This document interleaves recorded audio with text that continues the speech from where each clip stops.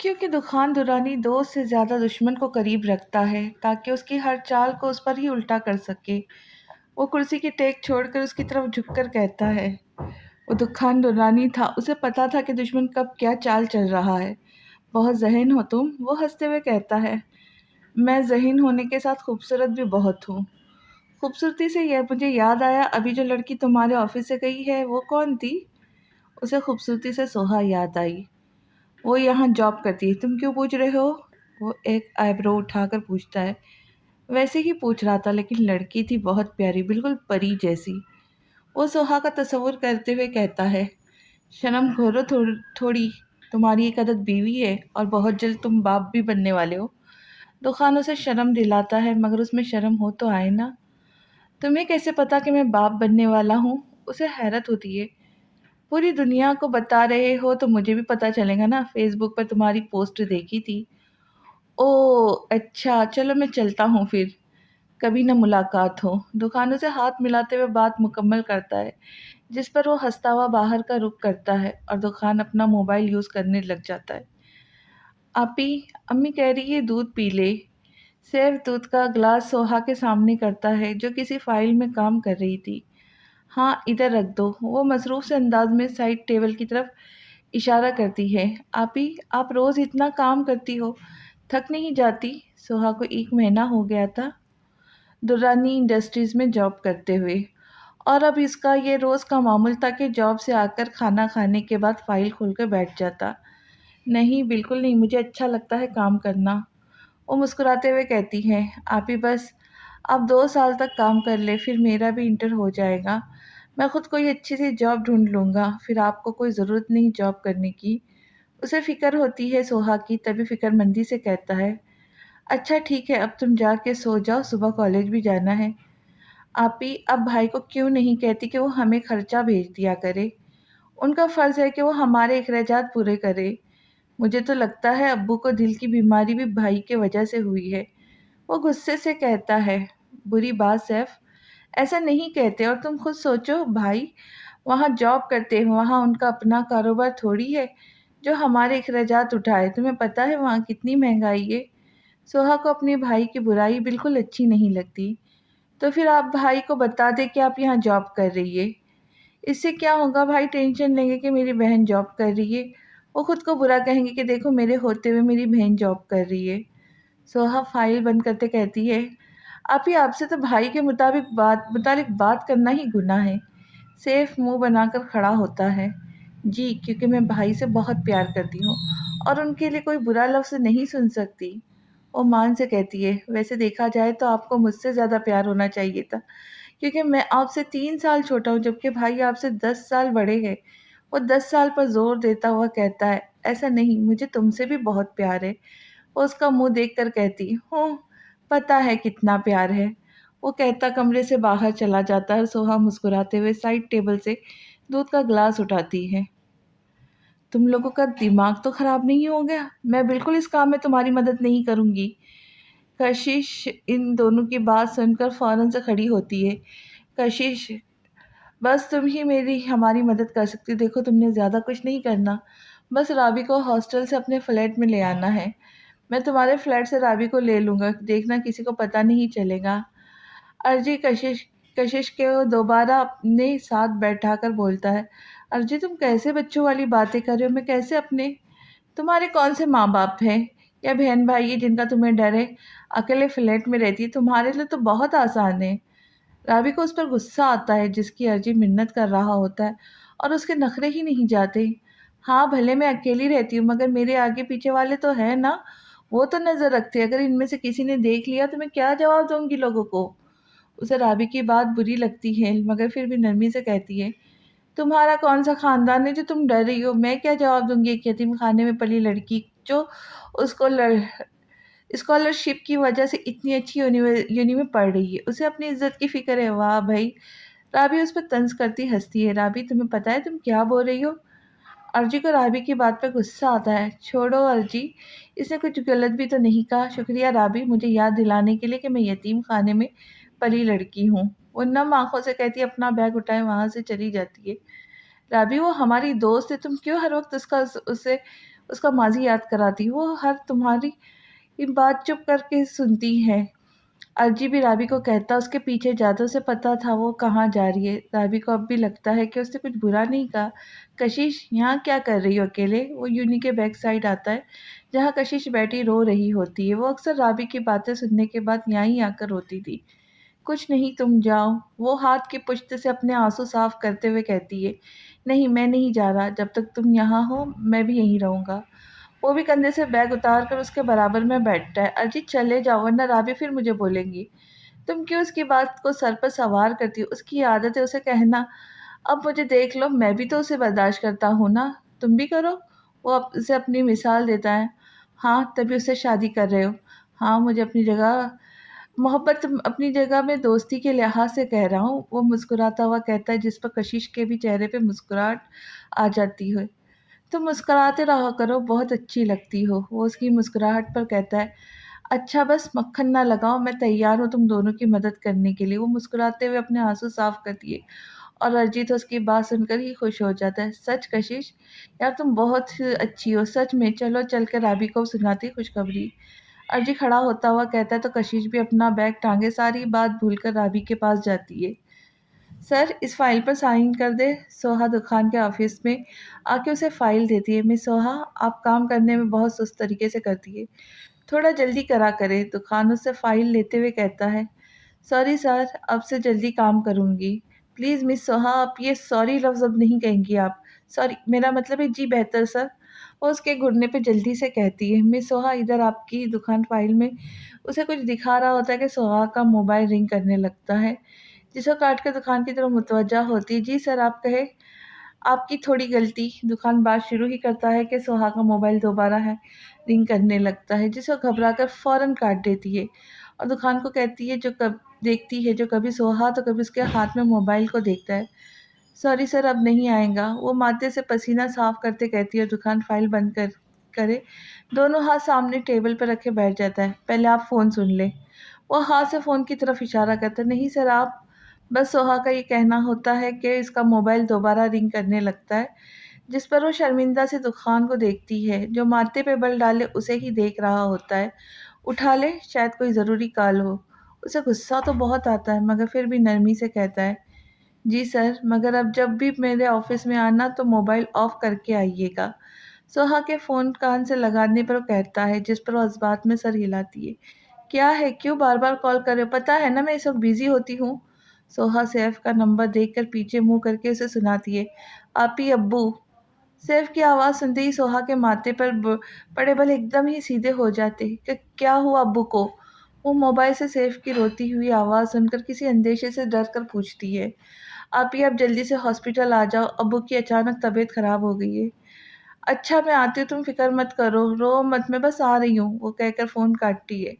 सब ठीक है मिस सोहा। दुकान जो काफ़ी देर से उसी को देख रहा होता है, उसके फ़ोन रखने पे कहता है, नहीं सर, अब्बू अब्बू की तबीयत ख़राब हो गई, मुझे जाना होगा। वो बहुत मुश्किल से कहती है, अच्छा ठीक है, आप परेशान मत हो, अल्लाह सब बेहतर करेगा, आप जाएँ। वो उसकी आँखों में आँसू देख के नरमी से कहता है और सोहा इजाज़त मिलते ही बाहर का रुख करती है। क्या हुआ है अब्बू को? सोहा हॉस्पिटल में जैसे ही दाखिल होती है, तो सामने ही बेंच पर आसिया और सैफ बैठे नज़र आते। पता नहीं सोहा, जब मैं कमरे में गई तो बेहोश पड़े थे। आसिया रोते हुए कहती है, अम्मी आप परेशान ना हो, अल्लाह सब बेहतर करेगा। आप ही डॉक्टर साहब आ रहे, उनसे पूछे। सैफ डॉक्टर साहब को आता देख सोहा से कहता है, जिसे सुनकर सोहा डॉक्टर की तरफ बढ़ती है। डॉक्टर साहब कैसे हैं अब्बू? वो उसके पास आकर पूछती है, आप मेरे साथ आए। डॉक्टर उसे कहते अपने रूम की तरफ जाते हैं और सोहा एक नज़र सैफ और आसिया को देख के उनके पीछे जाती है। बेटा अब आप मेरी बात ध्यान से सुनिएगा, डॉक्टर चेयर पर बैठकर कहते हैं। कोई परेशानी वाली बात तो नहीं है? वो फिक्रमंदी से पूछती है भी और नहीं भी। मतलब मैं समझी नहीं बेटा, आपके अब्बू के दिल के 3 वॉल्व बंद है, जबकि दिल में 4 वॉल्व होते हैं। आपके अब्बू बस अब एक वॉल्व पर जी रहे हैं, जो उनके लिए नुकसानदेह है। और सबसे बड़ी परेशानी तो ये कि वो चौथा वाल्व भी अब बंद हो रहा है। अगर वो बंद हो गया तो आप समझ सकती हैं। वो सारी बात उसे समझाते। अब्बू ने तो कभी सिगरेट भी नहीं फिर पी, फिर क्यों? दिल की बीमारी सिगरेट या किसी नशे वाली चीज़ से नहीं होती, मैं आपको समझाता हूँ। देखिए, दिल में 4 वाल्व होते हैं जो हमारे जिस्म में खून को आगे पहुँचाने का काम आते हैं। और बात रही वाल्वों की, तो जो हम चिकनाई वाली चीज़ खाते हैं वो चिकनाई हमारे दिल में जमा होती है। एक तरह वो दिल के वॉल में जम जाते हैं। जब खून अपना सही काम से सही नहीं करता तो ये हार्ट अटैक का सबब बनता है। इसलिए हमें आपके अब्बू का जल्द ही बाईपास करना होगा। डॉक्टर कहकर उसे देखते हैं। ठीक है, आप ऑपरेशन शुरू करें, वो जल्दी से कहती है। वो तो मैं शुरू कर दूँ, मगर इससे पहले आपको फ़ीस जमा करवानी होगी। मैं कल तक जमा करवा दूँगी, जब तक आप ऑपरेशन तो शुरू करें। कल नहीं, अभी करवानी होगी। अगर मेरे बस में होता तो मैं मुफ़्त इनका इलाज कर देता, मगर यहाँ बात हॉस्पिटल की है, मैं कुछ नहीं कर सकता। वो नफ़ी में सर हिला के कहता है, अच्छा आप मुझे बता दें कितने लगेंगे, मैं जमा करवा दूँगी। वो उनसे पूछती है, 20 लाख? क्या 20 लाख? मगर ये तो बहुत ज़्यादा है। मैं समझी थी कि 50,000 में हो जाएगा। वो हैरत से बोलती है, ये गवर्नमेंट का हॉस्पिटल थोड़ी है जो हज़ारों में काम हो जाएगा। डॉक्टर्स की बात पर तंज़िया मुस्कुराते और सोहा बेचारी टेंशन में आ जाती है कि इतने पैसे लाएँगे कहाँ से? बाईपास के लिए तो 13 लाख लगेंगे, बाकी के 7 लाख ऊपर का खर्चा है। जिस रूम में आपके अब्बू एडमिट है, इस रूम का रेंट ही 1 दिन का 1 लाख है। मैं तो फिर भी आपसे कम ले रहा हूँ। वो उसे परेशान देखकर कहते, जिस पर वो बस सर हिलाकर बाहर आ जाती है। अब भी क्या कहा डॉक्टर ने? क्या हुआ अब्बू को? सोहा जैसे ही बाहर आती है तो सैफ फ़ौरन उसके पास आता है। सोहा आसिया और सैफ को फ़िक्रमंदी से देखकर सब बताती है। क्या 20 लाख? 20 लाख कहाँ से लाएँगे हम?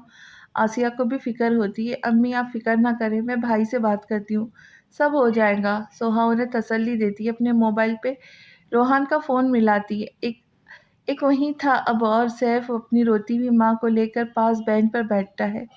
सोहा फ़ोन कान से लगाए अपने नाखून खाते हुए रोहान को फ़ोन उठाने का इंतज़ार करती है, जो 1-2 बेल पर उठा लेता है। हेलो, कैसी हो सोहा?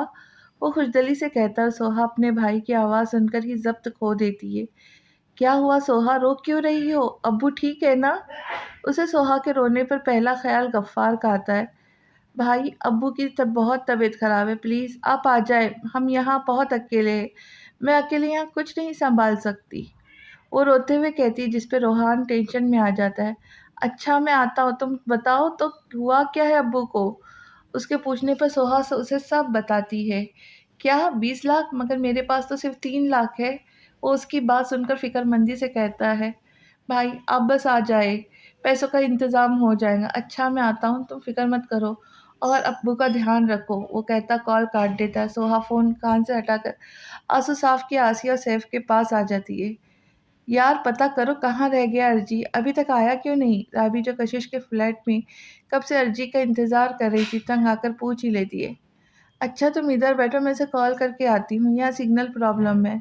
वो कहती बालकनी की तरफ जाती है और बालकनी में आकर आराम से दरवाज़ा बंद करती है। राबी मुझे माफ़ करना, मैं तुम्हें बदनाम होता नहीं देख सकती। अगर तुम्हारे घरवालों को पता चल गया तो वो तुम्हारे साथ अर्जी को भी मार देंगे, मुझे माफ़ कर देना। वो मोबाइल में नंबर मिलाती है, खुद ही से कहती है जबकि रो भी रही होती है। हेलो, अस्सलाम वालेकुम। वालेकुम अस्सलाम, कौन? कशिश के सलाम करने पे आगे से मर्दाना आवाज़ में जवाब आता है, जी मैं आपकी खैरख्वाह हूँ। वो अपने माथे से पसीना साफ़ करते हुए कहती है, क्या मतलब, कौन हो तुम? क्यों फ़ोन किया? आगे से गुस्सैली आवाज़ में जवाब आता है, मैंने आपको ये बताने के लिए फ़ोन किया है कि आपकी बेटी 11 बजे लाहौर के बस अड्डे से एक लड़के के साथ मरी रवाना हो रही है। वो दोनों कोर्ट मैरिज करने वाले हैं। अगर हो सके तो अपनी बेटी को रोक लें। वो जल्दी से कहकर फ़ोन काट कर मोबाइल को अपने सीने से लगाकर एक गहरी साँस लेती है। फिर मोबाइल के सामने करे दोबारा कोई नंबर मिलाती है। हाँ कशिश, मैं बस निकलने वाला हूँ। नहीं तुम थोड़ी देर तक आना, अभी तक राबी नहीं आई है और अच्छा नहीं लगेगा कि तुम इस वक़्त मेरे घर आओ। वो घबराते हुए झूठ कहती है, जबकि हर थोड़ी-थोड़ी देर बाद पीछे भी मुड़कर देखती है। अच्छा ठीक है, फिर मैं आधे घंटे तक निकलता हूँ। हाँ ठीक है। वो कहकर फ़ोन बंद कर देती है और जब फ़ोन इन ऑन करती है, तो सामने ही अर्जी की मुस्कुराती हुई तस्वीर वॉलपेपर की ज़ीनत बनी होती है। अर्जी मैं तुमसे बहुत मोहब्बत करती हूँ, लेकिन मैं राबी से भी करती हूँ। मैं कभी नहीं चाहूँगी कि अपनी मोहब्बत की खातिर तुम्हारी मोहब्बत तुमसे छीन लूँ, मगर जो रास्ता तुमने चुना है वो गलत है। तुम्हारे इस एक कदम से 2 ख़ानदान बदनाम हो जाएँगे। वो तस्वीर को देखकर कहती है, फिर अपने आँसू साफ किए कमरे की तरफ जाती है। क्या कहा अर्जी ने? कशिश के कमरे में आते ही राबी जो बेचैनी से ठहर रही होती उसे आता देख फ़ौरन उसके पास आती है। वो कह रहा है राबी को कहो बस स्टॉप पर आ जाए। मैं वहीं खड़ा उसका इंतज़ार कर रहा हूँ। वो अटकते हुए कहती है क्या मैं अकेली जाऊँ? उसे हैरत होती है। हाँ, हम राइड मँगवा लेते हैं, तुम उसी में चली जाना। तुम भी चलो ना मेरे साथ। नहीं राबी, मैं नहीं जा सकती, तुम्हें पता तो है यहाँ सब लोग मेरी देखभाल करते हैं। अगर मैं इस टाइम बाहर गई तो चौकीदार सबको बता देगा। वो ये बात सच कहती है। अच्छा ठीक है, फिर मैं चलती हूँ, बाहर से ही राइड मँगवा लूँगी। वो कहती है अपनी चादर ओढ़कर बैग उठाए बाहर की तरफ जाती है। अपना ख़्याल रखना राबी। कशिश उसे दरवाज़े तक छोड़ने आती है। हाँ, और तुम भी तैयार रहना, बहुत जल्द तुम मेरी और अर्जी की दावत करूँगी। वो मुस्कुराती हुई कहती चली जाती है और दरवाज़ा बंद करे अंदर आके सोफ़े पे गिरने के अंदाज़ में बैठती है। मैंने जो किया है क्या वो सही किया है? वो खुद से ही सवाल करती है। हाँ, मैंने सही किया है। अब दोनों ख़ानदान की इज़्ज़त बच जाएँगी। खुद ही जवाब देकर मुतमईन हो जाती है। पता नहीं कहाँ रह गया ये? राबी काफ़ी देर से बस स्टॉप पर खड़ी अर्जी का इंतज़ार कर रही होती है कि जभी उसे अपने पीछे एक मर्द की आवाज़ आती है। हमारा इंतज़ार तो नहीं कर रही थी बेटी? राबी जैसे ही मुड़ती है, तो सामने अपने भाई-बाप को देखकर उसके ज़मीन ही निकल पाँव से ज़मीन ही निकल जाती है। बाबा आप? हाँ, मैंने कहा था ना कि मैं खुद लेने आऊँगा, तुम इतनी जल्दी इधर क्यों आ गई? वो ऐसे बोलते हैं जैसे वाक़ई में उसे लेने आए हैं। चलो घर, मैं सब तुम्हारा इंतज़ार चलो घर में सब तुम्हारा इंतज़ार कर रहे हैं। वो मुस्कुराते हुए उसका हाथ इतनी ज़ोर से पकड़ते हैं कि बातों अपने अपने जिस्म से अलग होता मैं बाज़ू अपना जिस्म से अलग होता महसूस होता है, बैठो गाड़ी में। वो अब भी मुस्कुराकर कहते जबकि अपने भाई को देखती है, जो उसे गुस्से से घूर रहा होता है। वो जल्दी से उसे देखकर गाड़ी में बैठी, बेटा अपना फ़ोन देना। वो गाड़ी में बैठते ही कहते जिस पर वो अपना मोबाइल डरते हुए उनके हवाले करती है, ये मोबाइल बहुत ख़राब चीज़ है। वो मोबाइल को उल्टा-सीधा करके कहते चलती हुई गाड़ी से बाहर फेंक देते, जिस पर राबी बस थूक निकल कर ही रह जाती है। अच्छा बेटे, मैंने ये बताना था कि इस जुम्मा को मैंने तुम्हारा निकाह अपने दोस्त के बेटे के साथ रख दिया है। तुम तो जो चीज़ चाहिए अपने भाई या अपनी अम्मा के साथ जाकर ले आना। अभी एक मोबाइल का गम कम था, जो मैं ये निकाह कभी नहीं करूँगी। मैं सिर्फ़ अर्ज़ी से अपनी बकवास बंद करो। अगर एक लफ्ज़ और कहा, तो मैं उस अर्जी को जान से मार दूँगा। गाड़ी चलाता उसका भाई एकदम ही भड़क उठता है, जिस पर उसको चुप ही लग जाती है। उम्र में तो उससे 3 साल छोटा था, मगर था तो भाई ना। हर भाई की तरह उसमें भी गैरत थी, तो भला कैसे अपनी बहन के इस काम पर खुश होता? क्या मतलब नहीं आई? मैंने शाम में उसे कॉल की थी तो उसने कहा था कि तुम टाइम पर पहुँच जाएँगी। अजय कशिश की बात सुनकर माथे पे बल डाले पूछता है, पता नहीं मुझे उसने कॉल करके कहा था कि वो अपने घर जा रही है, वो नहीं आएँगी। वो घबराते हुए झूठ कहती है, तुम मुझसे कुछ छुपा रही हो। नहीं, मैं क्या छुपाऊँगी तुमसे?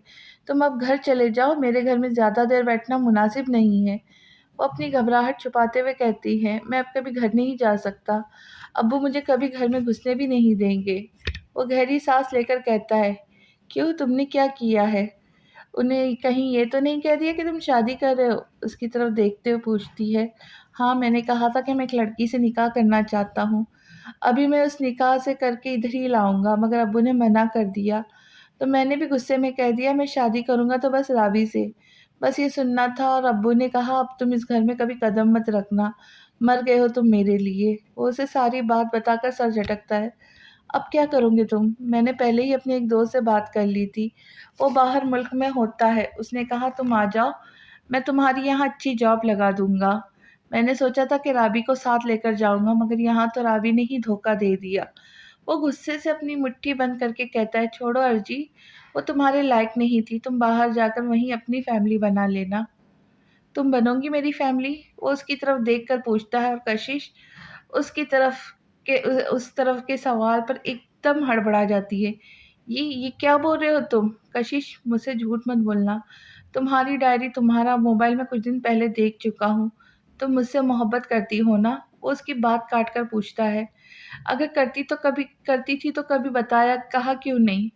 मुझे लगता है मुझे इसी बात की सज़ा मिली है राबी, मुझे तभी छोड़कर चली गई। मैं ये जान गया था कि तुम मुझसे मोहब्बत करती हो, फिर भी मैं अनजान बना रहा। वो उसके जवाब ना देने पर कहता है, नहीं ऐसा कुछ नहीं अर्जी, तुम गलतफ़हमी हुई है। वो शर्मिंदा सी कहती है, चलो मेरे साथ। वो उसे यूँ देखकर उसका हाथ पकड़े बाहर की तरफ लेकर जाता है। कहाँ लेकर जा रहे हो? मुझे छोड़ो मेरा हाथ। वो उससे अपना हाथ छुड़वाती है, मगर वो भी उसकी एक नहीं सुनता और उसका हाथ पकड़े फ्लैट से बाहर ले जाता है। ना जाने वो क्या करने वाला था जिससे अभी कशिश अनजान थी। साहब जी, और कोई काम? मुलाजिम उसके सामने कॉफ़ी का कप रखने के बाद पूछता है। दुकान जो लॉन में बैठा किसी गहरी सोच में गुम था, उसकी आवाज़ से ख़यालों से बाहर आता है, नहीं बहुत शुक्रिया। वो कुर्सी की टेक छोड़कर कप उठाते हुए मुस्कुराकर कहता है, जिस पर मुलाजिम भी सर हिलाता है जाता ही है कि दुकान की आवाज़ पर रुकता है। कल सुबह से पहले मुझे हॉस्पिटल जाना है, तो तुम चलना मेरे साथ। खैरियत साहब जी? मुलाजिम हॉस्पिटल का सुनकर पूछता है। हाँ, मेरे ऑफिस के एक वर्कर है, उनके वालिद की तबीयत खराब है तो उनकी इयादत के लिए जाना है।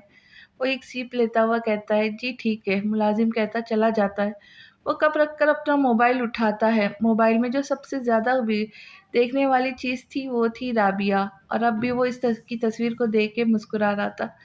तुम्हें पता है राबिया, ज़ोहा कह रही थी, मैं अब पहले जैसा दुखान नहीं रहा। जैसे पहले मैं चुप रहता था, हर किसी को बिला वजह गुस्सा करता था, मैं अब बदल गया हूँ। जब तुम मेरे साथ थी बिल्कुल वैसा। वो उसकी तस्वीर को देखे कहता, तस्वीर में एक 21 साला लड़की मुस्कुरा रही होती है। ज़ोहा लोग समझ रहे थे कि दुखान ने कुछ नहीं सुना, वो सब सुन चुका था। उनकी बात बस ज़ाहिर नहीं करा था, मगर शायद अब दुखान वही बेरहम, बेहिस और हर वक़्त गुस्से में रहने वाला दुखान बनने वाला था। मगर किस लिए? ये तो अब कल का सूरज ही बता सकता था। तुम कहाँ जा रहे हो? कशफ रोहान को सफरी बैग में कपड़े रखते हुए देखकर कहती है, मैं पाकिस्तान जा रहा हूँ। वो मसरूफ़ से अंदाज में कहता है, क्या? तुम पाकिस्तान जा रहे हो? कोई ज़रूरत नहीं वहाँ जाने की, छोड़ो कपड़े। वो उसके बैग से कपड़े निकालते हुए कहती है, कशिफ ये क्या बदतमीज़ी है, वापस करो मेरे कपड़े। रोहान को उसकी हरकत बिल्कुल पसंद नहीं आती, तभी वो उसके हाथ से कपड़े छीन कर दोबारा बैग में रखता है और कशिफ उसे यूं गुस्से में देखकर थोड़ी नरमी से पूछती है, रोहान तुम क्यों जा रहे हो पाकिस्तान? यहाँ किस चीज़ की कमी है हमें? मुझे यहाँ अपनों की कमी है, जो 5 साल मैंने इधर गुज़ारे हैं ना, वो बस मैं ही जानता हूँ कैसे गुज़ारे अपनों के बगैर। और अब अब्बू की तबीयत ख़राब है तो मुझे जाना होगा। वो बैग की ज़िप बंद करते हुए गुस्से से ही कहता है, क्या हुआ है अंकल को? उनको हार्ट अटैक हुआ है दूसरी बार। अब के वो भी नरम लहजे में कहता है, जिस पर कशिफ उसे बस खामोशी से देखती है। तुम भी अपनी और बच्चों की पैकिंग कर लो जल्दी से। क्या मतलब हम भी अपनी पैकिंग कर लें? तुम कितने दिन के लिए जा रहे हो? वो जो खामोश खड़ी होती है एकदम चौंक कर पूछती है। हम दोनों दिनों के लिए नहीं, हमेशा के लिए जा रहे हैं। रोहान बोलता कशफ को लगता है जैसे उसके कमरे की छत उस पर आ गिरी हो। क्या?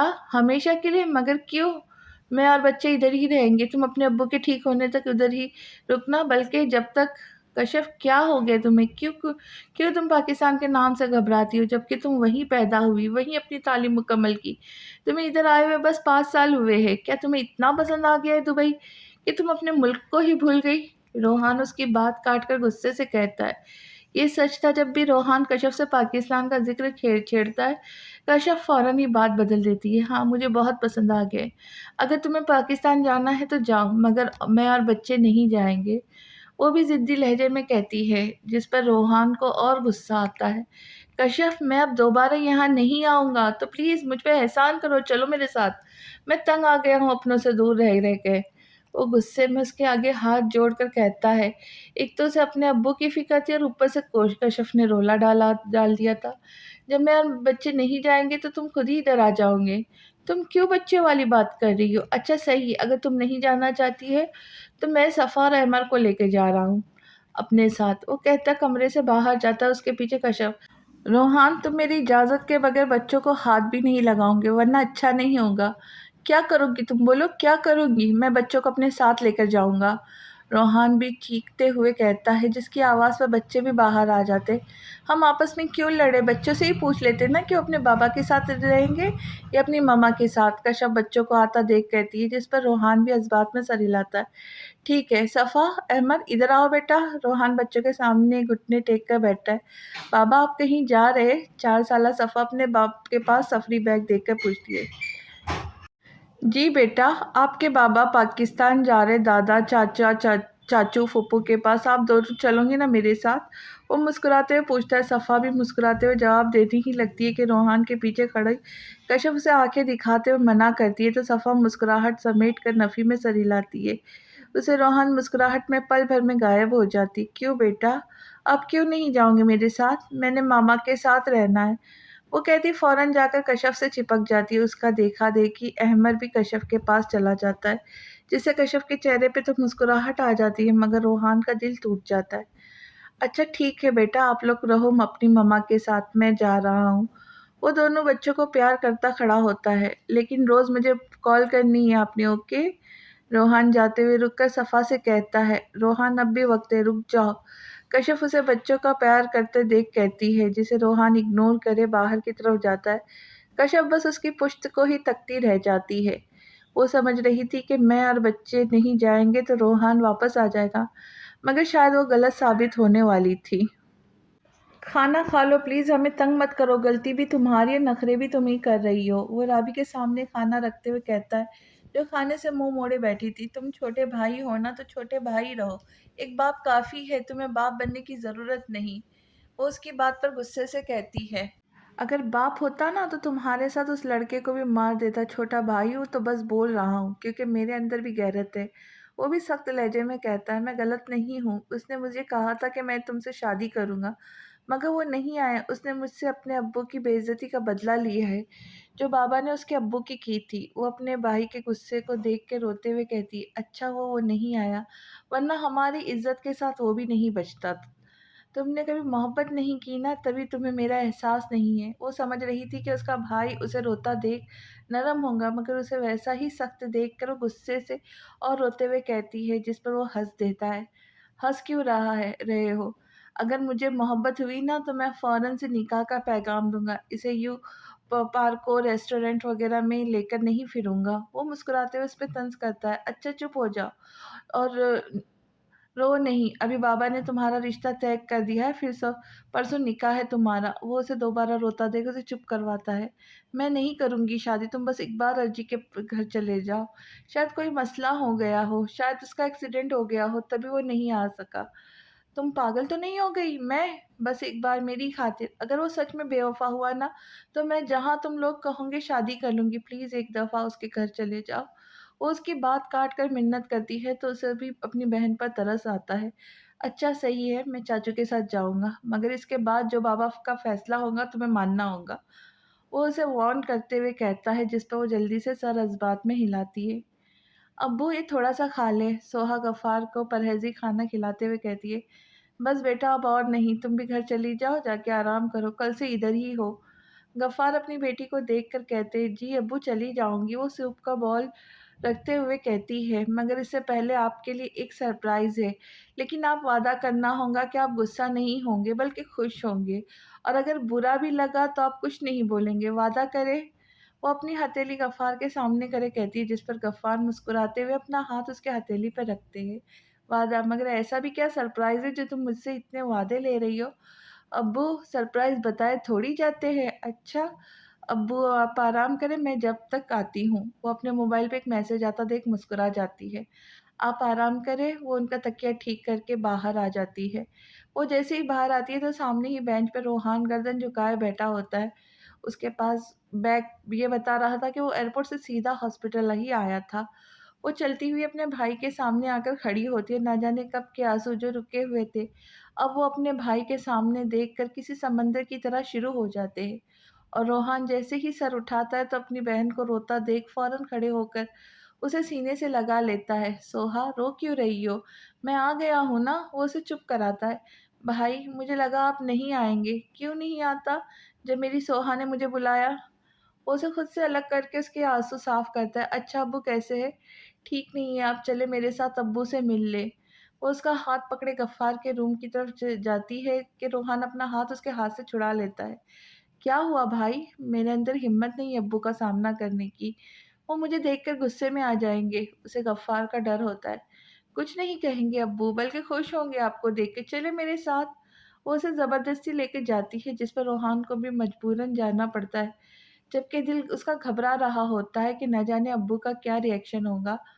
सोहा कमरे का दरवाज़ा खोले अंदर दाखिल होती है, मगर रोहान अपने बाप को देखकर दरवाज़े पर ही रुक जाता है, क्योंकि ये वो वाले गफ्फार तो नहीं थे जिन्हें वो छोड़कर गया था। ये तो कोई सदियों के बीमार लग रहे थे। अब्बू देखिए आपका सरप्राइज़। सोहा अपने बाप के पास आकर रोहान की तरफ इशारा करती है। ये यहाँ क्यों आया है सोहा? इससे कहो कि अभी के अभी यहाँ से चला जाए। मैं इसकी शक्ल भी देखना नहीं चाहता। गफ़्फ़ार रोहान को देखकर ही आपे से बाहर आ जाते। अब्बू क्या हो गया है आपको? आपने वादा किया था कि आप गुस्सा नहीं करेंगे। सोहा अपने बाप का गुस्सा देखकर उन्हें समझाती और रोहान दरवाज़ा बंद करके गफ़्फ़ार के सामने आके खड़ा होता। ये था तुम्हारा सरप्राइज़? हाँ, सही है। मेरे लिए सरप्राइज़ ही तो है। देखो इसे देख के मुझे गुस्सा आ रहा है। अच्छा है ना? कल का मरता आज मर जाऊँगा। अब्बू खुदा का वास्ता है, ऐसा ना कहे। रोहान अपने बाप के मुँह से ऐसे अल्फ़ाज़ सुनकर रोते हुए उनके पाँव पकड़ लेता है। मुझे माफ़ कर दे। अब्बू मैं सब कुछ छोड़ कर आ गया हूँ, अपने बीवी, बच्चे सब बस आपके लिए यहाँ आया हूँ। किसने कहा था किसने कहा था कि मेरे लिए आओ? नहीं आते और अब ये रोना बंद करो। जैसे आए थे वैसे ही वापस चले जाओ। वो अपने पाँव समेट कर कहते हैं, अब्बू अब मैं कभी वापस नहीं जाऊँगा, मैं यहीं रहूँगा आपके पास, अम्मी, सोहा, सैफ के पास। मेरी गलती थी अब्बू माफ़ कर दे, मुझे बस आखिरी बार माफ़ कर दे। रोहान किसी बच्चे की तरह रोता हुआ माफ़ी माँगता है तो गफ़्फ़ार का भी दिल नरम होता है। बेटा था, उनका कहा उसे कैसे देख सकते थे। अब वो माफ़ कर देना भाई को, सोहा भी अपने भाई को देखकर कहती है। अच्छा ठीक है अभी जाओ मुझे नींद आ रही है। गफ़्फ़ार बस इतना ही कहते हैं तो रोहान अपने बाप को हसरत से देखता बाहर आ जाता है, सोहा भी उसके पीछे आ जाती है। सर वार्ड नंबर 11 में है मिस सोहा के वालिद साहब। मुलाज़िम दुकान को आकर कहता है जो अभी ही हॉस्पिटल से आया होता है। अच्छा तो 11 नंबर का होना चाहिए। फिर वो ऐसे ही हर वार्ड पे नज़र मारते हुए कहते हैं, साहब जी मिस सोहा। मुलाज़िम सोहा की तरफ इशारा करता है, जो गफ़्फ़ार के कमरे से निकल रही होती है। दुखान सोहा को देखकर उसके पास जाने ही लगता है कि उसके पीछे रोहान को देखकर ठिठक कर रुकता है। वो हैरत से उसे देखता है, ना जाने कैसे उसके कान में सिसकियों की आवाज़ गूंजती है। वही सिसकी जिसने उसे चेंज करके रख दिया, उसे हमेशा गुस्से में रहने वाला बना दिया। अर्जी वो अपनी मुट्ठी बंद करके गुस्से ज़ब्त करता है। साहब जी क्या हुआ? आप रुक मुलाज़िम उसे कहता हुआ भी उसकी सुर्ख़ आँख देखकर डर जाता है। चलो वापस। वो सख्त लहजे में कहता लंबे-लंबे डिग पड़ता, बाहर की तरफ जाता। मुलाज़िम वही पुराना वाला दुकान देखकर बस खुदा से ख़ैर माँगता है कि न जाने अब क्या होगा। मुलाज़िम इस वजह से डर रहा था क्योंकि दुकान कुछ सालों से बहुत अच्छा हो गया था। हर किसी पर मेहरबान, मगर अब उसको दोबारा उसी हालत में देखकर ना जाने क्यों उसे किसी खतरे का अंदेशा हो रहा था। मुलाज़िम जैसे ही बाहर आता है तो दुकान गाड़ी के बाहर खड़ा होता है। कहाँ थे इतनी देर? क्यों लगा दी? अपना इलाज करवाने लग गए थे क्या? वो उसे आता देख गुस्से से दहाड़ता है, जिस पर वहाँ लोग मौजूद लोग भी उसे मुड़कर देखते हैं और मुलाज़िम बेचारा माफ़ी माँगकर जल्दी से आगे होकर गाड़ी का दरवाज़ा खोलता है, तो दुकान भी उसे गुस्से की नज़र से देखता गाड़ी में बैठता है। तुमने मुझसे निकाह राबी को दिखाने के लिए करा है ना? वो दोनों अभी ही घर पहुँचते हैं, जब कशिश अर्जी से बोलती है, जो आते ही सोफ़े पे गिरने के अंदाज़ में बैठता है। पहली बात मुझे अर्जी नहीं रोहान कहो क्योंकि अब मैं तुम्हारा शौहर हूँ और दूसरी बात मैंने तुमसे निकाह राबी या किसी के को दिखाने के लिए नहीं, बल्कि तुम्हारे दिल में अपने लिए मोहब्बत देख कर किया है। तुम्हें तो खुश होना चाहिए और तुम ऐसे सवाल कर रही हो। वो एक आईब्रो उठाकर बोलता है, नहीं क्योंकि मैंने हमेशा तुम्हें राबी के साथ सोचा था। वो थोड़ा उसकी तरफ कदम बढ़ाकर कहती है, तो अब मेरे साथ खुद को देख लो। बल्कि देखने की ज़रूरत क्या है, मैं तुम्हारा ही हूँ। थोड़ा शरारत से कहता है। रोहान मैं मज़ाक नहीं कर रही, मुझे तो राबी कशफ अब दोबारा राबिया का नाम मत लेना। अगर तुम चाहती हो मेरी लाइफ़ सुकून से गुज़रे, तो प्लीज़ उसका नाम लेने से गुरेज़ करो। कल हमारी फ़्लाइट है दुबई की, अपनी पैकिंग कर लो। वो उसका हाथ पकड़े उसे अपने पास बिठाकर प्यार से कहता है, जिस पर वह इस बात में सर हिलाती है। गुड, तुम जब तक आराम करो, मैं आता हूँ। थोड़ी देर तक और वो मुस्कुराता हुआ खड़ा होता है। तुम कहाँ जा रहे हो? मैं सोहा के स्कूल जा रहा हूँ उससे मिलने, मगर सुबह के 6 बज रहे इस वक़्त। हाँ, मैं पहले जा रहा हूँ ताकि इससे मिल सकूँ। अभी वो अपने दोस्त के साथ आती है और लेने उसे अब्बू आते हैं तभी। वो अपने मोबाइल उठाते हुए कहता है, अच्छा ठीक है। दुकान अपने कमरे में आते ही दरवाज़ा पूरी जान लगाकर बंद करता है। अपना कोट, टाई, वॉच उतार कर बेड पर फेंक कर वही बेड पर दोनों हाथों से सर थामे बैठ जाता है। मैं मर जाऊँगी उसके बगैर। दुखान, तुम मुझे रोहान ला दो प्लीज़ दुखान।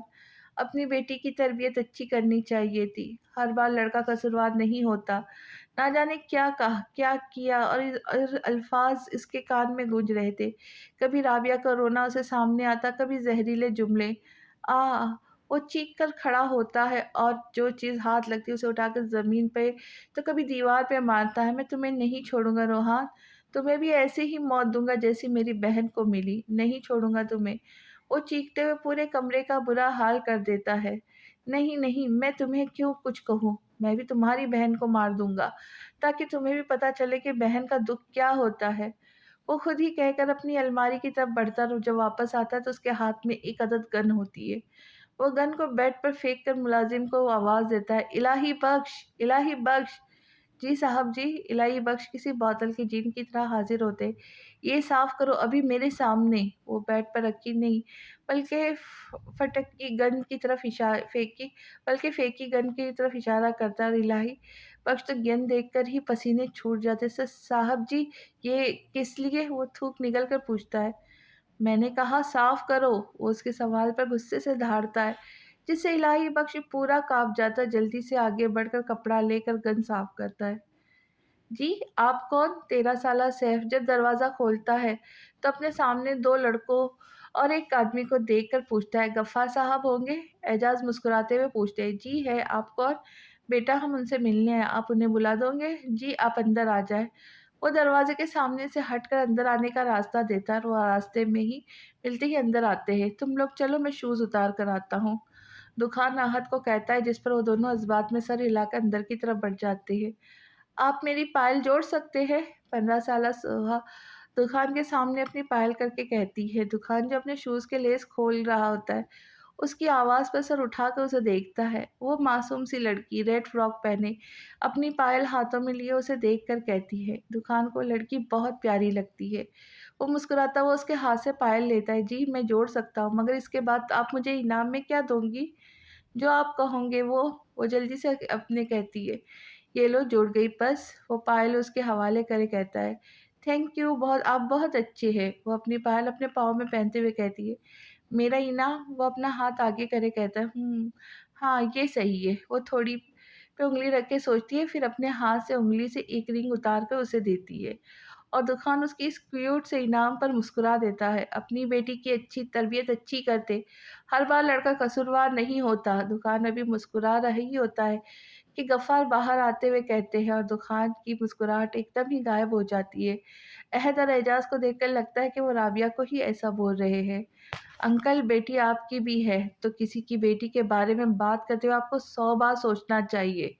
दुकान तमीज़ से मगर सख्त लहजे में सोहा की तरफ इशारा करते कहता है, अल्लाह का शुक्र है मैं इसकी तरबियत ऐसी करूँगा कि तुम्हारी बहन की तरह रात के अंधेरे में भाग नहीं रही होंगी किसी लड़के के साथ। दुकान का अब यहाँ खड़े होना मुहाल हो गया था, तभी वो शूज़ पहने बगैर लेस बाँधे बाहर आ जाता है और उसके पीछे यही अहद और एजाज़ भी। जल्द ही इसकी अगली किस्त पेश की जाएँगी, तब तक के लिए इजाज़त। खुश रहें, खुशियाँ बाँटें और दुआओं में याद रखें। जानने से पहले चैनल को सब्सक्राइब करें, लाइक करें, शेयर करें और अपने दोस्तों रिश्तेदारों के साथ भी शेयर करना ना भूलें। मिलते हैं नई किस्त के साथ। अल्लाह हाफ़िज़।